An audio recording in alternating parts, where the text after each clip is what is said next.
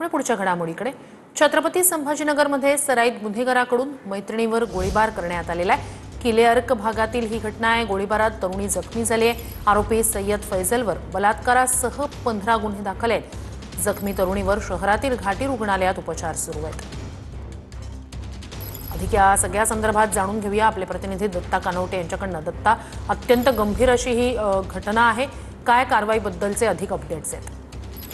नक्कीच श्रुती, छत्रपती संभाजीनगर शहरातल्या किलेअर्क भागामध्ये ही अत्यंत गंभीर घटना आहे।